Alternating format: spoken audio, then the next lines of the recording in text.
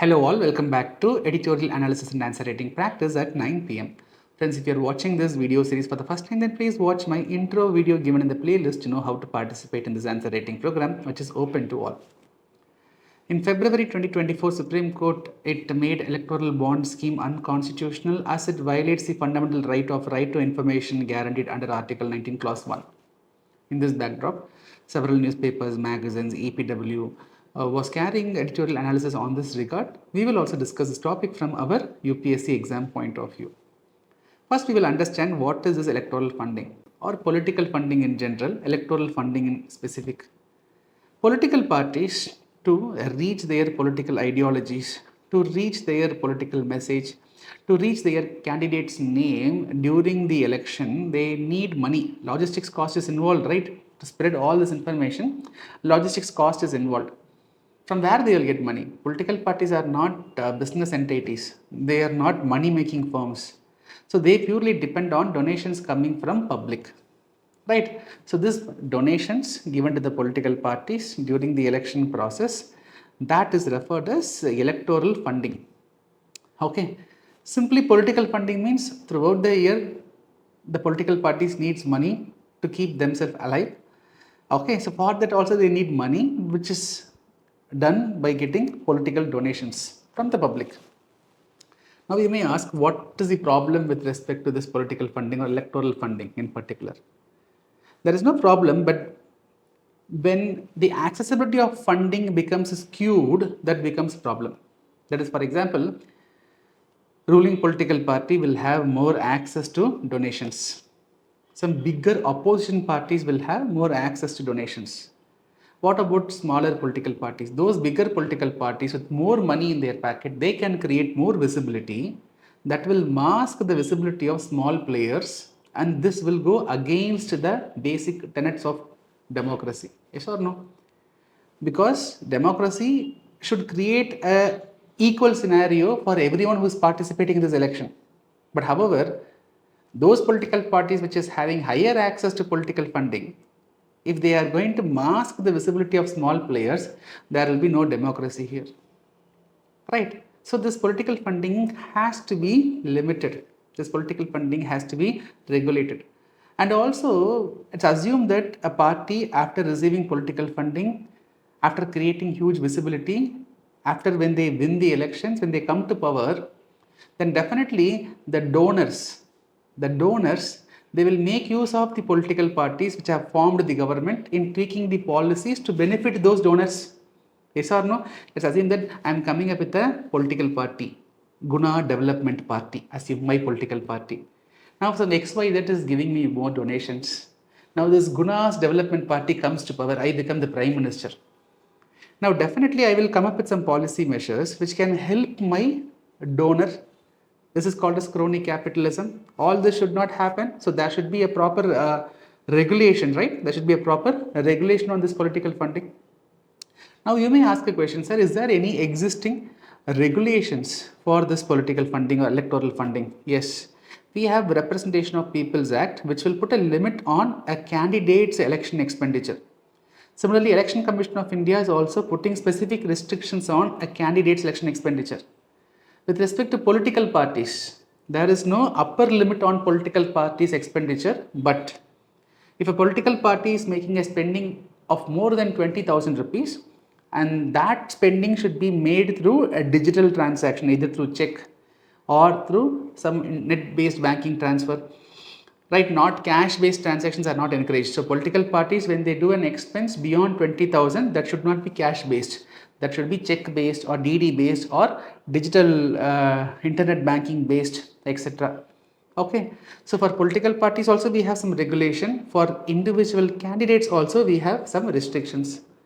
Now, despite of all these restrictions and regulations, you should know in 2024 election, the political parties all put together have spent close to 1.3 lakh crores. In the latest 2024 general elections, all political parties in India put together, they have spent close to 1.3 lakh crores. Right? That means either the existing regulatory mechanism is not sufficient to regulate the electoral funding, or there is procedures, but it is not effectively enforced. What are maybe the reason? See, 1.3 lakh crores of electoral expenditure. Look at the size of election spending, right? From where we are getting this much money? That means big corporates are funding, right? Then big corporates they fund. Do you think they will do it for charity? Definitely no. So they will be having an vested interest on a particular political party coming to power so that they can make huge business. So this has to be regulated. This has to be definitely checked. The existing system is not sufficient. We have to come up with some new system, new laws. Some suggestions I will list out. Right, number one, see, there is a cap on a candidate's expenditure, but there is no cap on political parties' expenditure. So we should come up with a cap on political parties' expenditure. We have to put a limit on the money spent by a political party.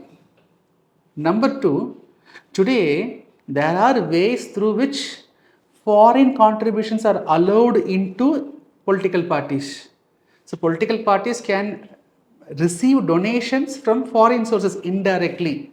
There is scope indirectly, there is scope not directly but indirectly. The foreign companies through their Indian subsidiaries, they can donate to the Indian political parties, which is not checked.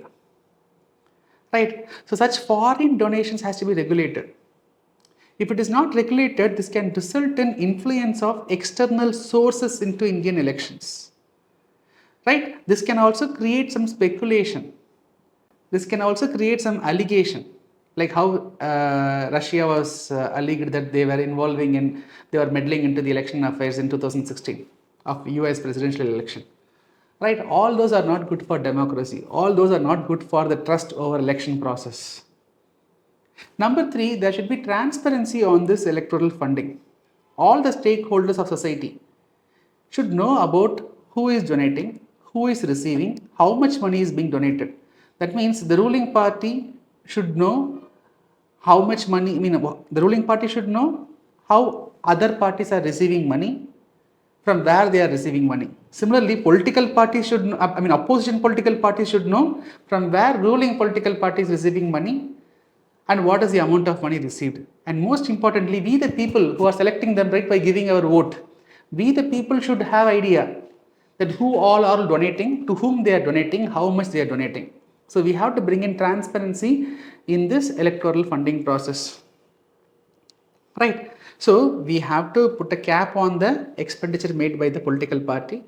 We have to regulate the money coming through foreign sources, and we have to make it transparent. Every stakeholder of society should know about this electoral funding.